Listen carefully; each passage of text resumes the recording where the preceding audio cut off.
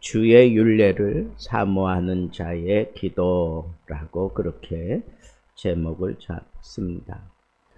이 시편 119편은 히브리어 알파벳, 그 알파벳 첫 글자, 첫 번째 알파벳, 두 번째 알파벳, 세 번째 알파벳, 이런 식으로 8절씩 그 첫 글자가 그렇게 나오게 됩니다.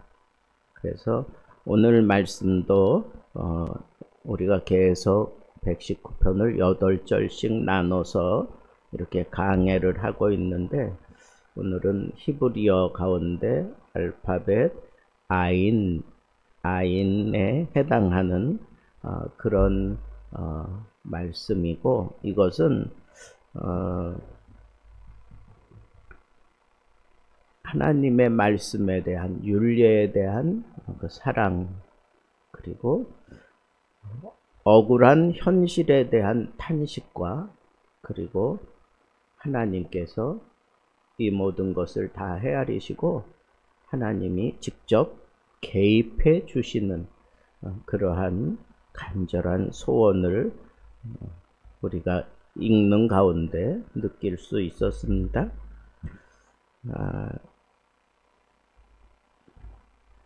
121절에 보면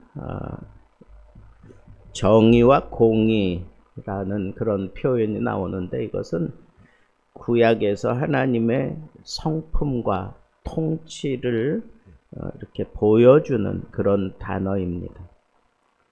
그래서 이 시편 기자가 하나님의 뜻에 합당한 삶을 살았다고 고백하면서 불의한 자들의 손에 나를 넘기지 않는 것이, 그게 정의, 그게 공의입니다 라고 그렇게 얘기하면서 이 불의한 세상에 나를 넘기지 말아 달라고, 그래서 그 보호하심을 요청하는 구절입니다. 122절은 주의 종을 보증하사 복을 얻게 하시고 교만한 자가 나를 억압하지 못하게 해달라고 하는 그런 표현을 하는데, 여기 보증한다 라고 하는 것은 이 재판 상황에서 의로운 자를 위해서 보증이 되어주는 것을 말하는 겁니다.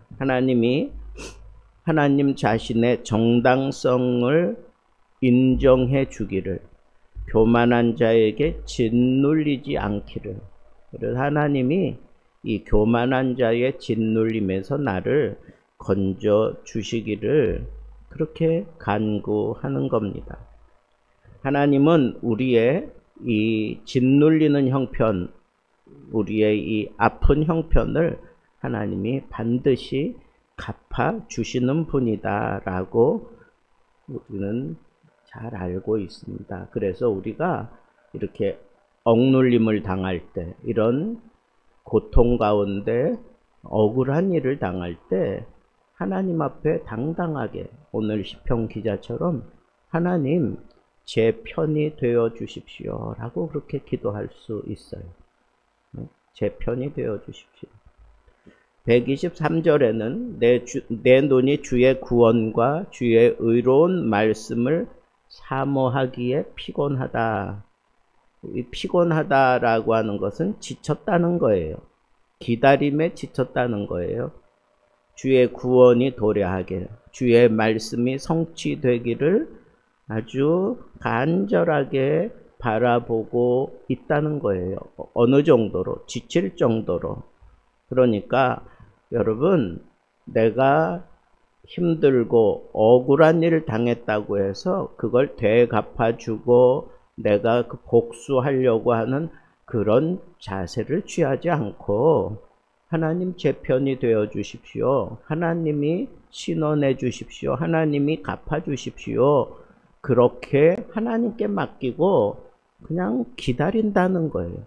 하나님께 맡기고 하나님이 행하시는 것을, 일하시는 것을 기다리겠다는 거예요. 하나님이 해결해 주실 때까지.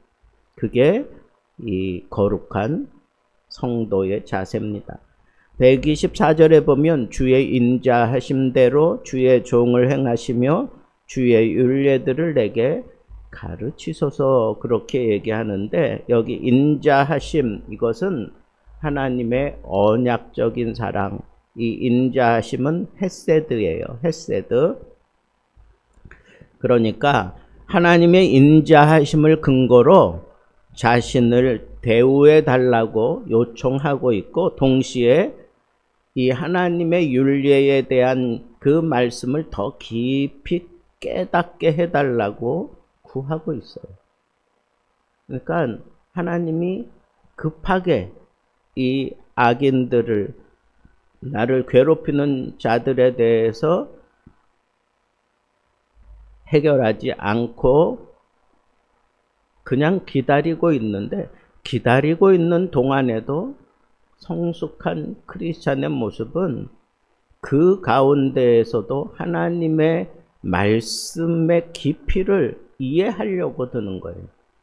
그 말씀을 더 깊이 내가 깨달아 알면 내가 하나님을 기다리는데 훨씬 수월하다라고 하는 거예요.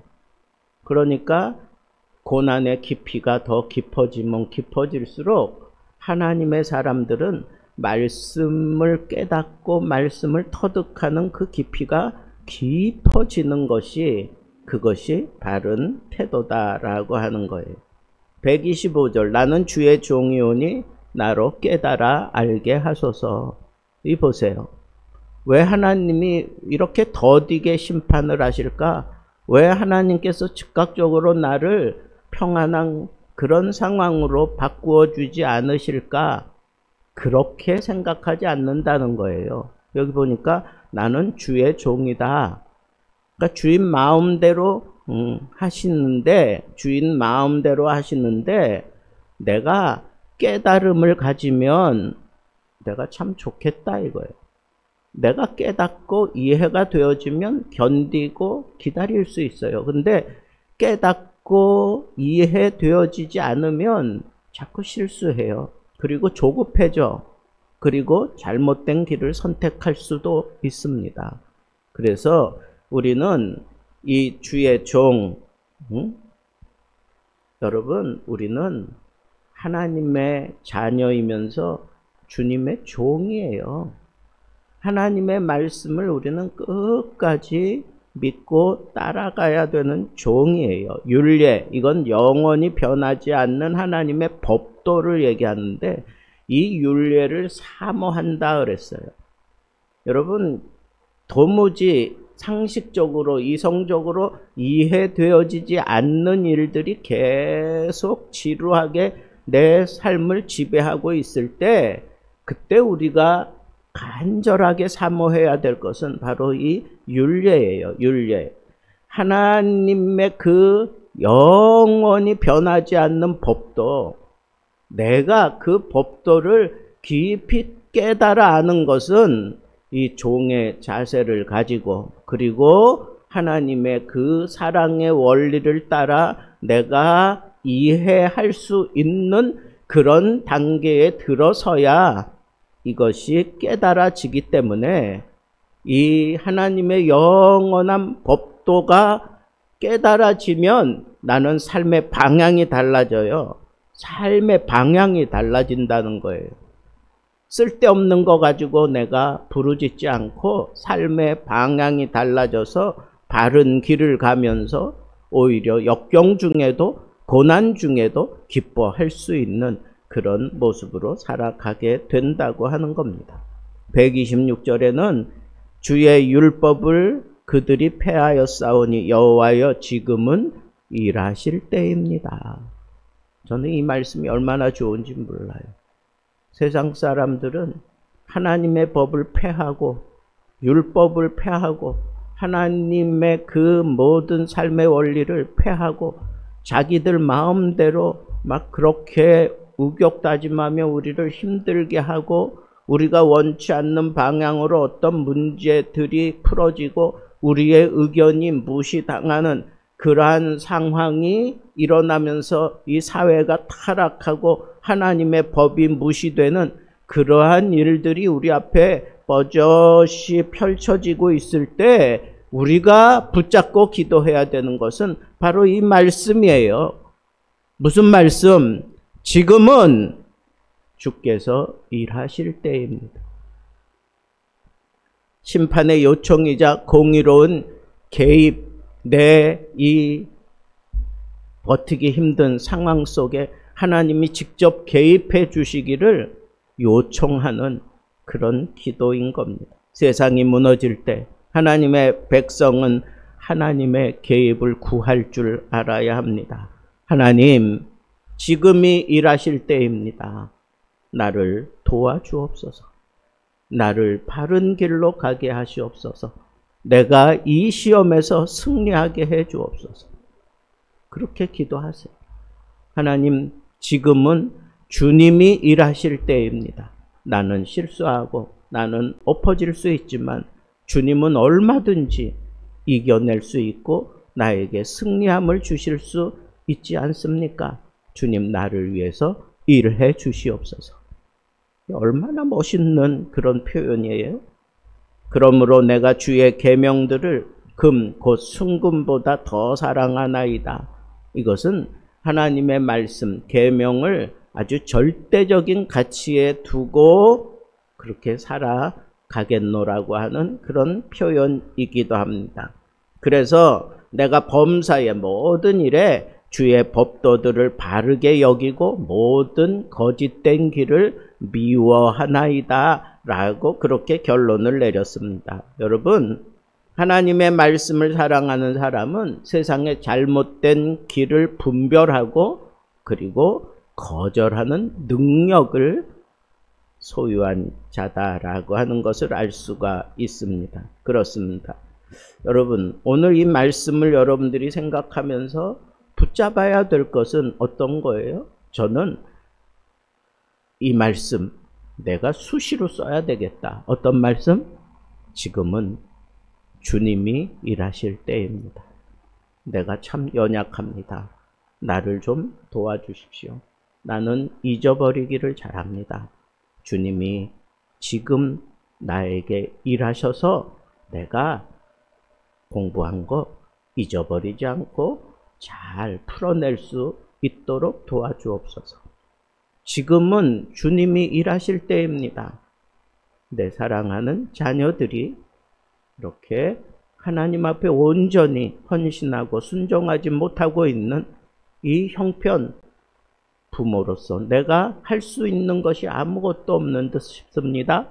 지금은 주님이 일하실 때입니다. 하나님, 지금은 주님이 일하실 때입니다. 우리 교회가 이렇게 하나님의 은혜 속에서 아름답게 꾸며지고 자리를 마련했지만 우리는 힘이 없습니다. 능력이 없습니다. 지혜가 없습니다. 물질이 없습니다. 사람이 없습니다. 주님이 일하실 때입니다. 저는 적극적으로 이제 이 기도하면서 살 거예요. 주님이 일하실 때입니다. 지금은 주님이 일하실 때입니다. 여러분은 어떤 말씀을 붙잡고 살겠습니까? 오늘 말씀 가운데 여러분들은 어떤 말씀을 붙잡을 겁니다. 여기 보니까 시편 기자는 정의를 따라 살겠다고 그렇게 하나님의 구원을 요청했습니다. 두 번째는 나를 좀 선대해 주시고 나에게 판단력을 달라고 124절, 125절에 그렇게 얘기를 했습니다. 여러분, 판단력이 있어야 돼요. 분별력이 있어야 되잖아요. 잘 분별해야 돼요. 이것도 하나님이 나에게 주시는 하나님의 복이라는 거예요. 그리고 하나님의 때를 기다리며 말씀을 소중히 여기는 삶을 살겠습니다. 전체적인 구조가 그렇게 되어 있습니다. 여러분, 하나님의 말씀을 소중히 여기고 하나님 앞에 분별적으로 달라고 기도하고 내가 하나님의 말씀을 붙들고 살겠다고 하는 그런 간절한 그런 소망을 가지고 여러분들도 오늘 말씀 가운데 한 구절 붙잡고 하나님과 씨름하세요. 하나님, 지금은 하나님이 일하실 때입니다. 이 말씀 붙들고 오늘 한 날도 하나님이 나에게 베푸시는 놀라운 은혜와 복을 마음껏 풍성하게 받아 누릴 수 있기를 우리 주님의 이름으로 축복합니다.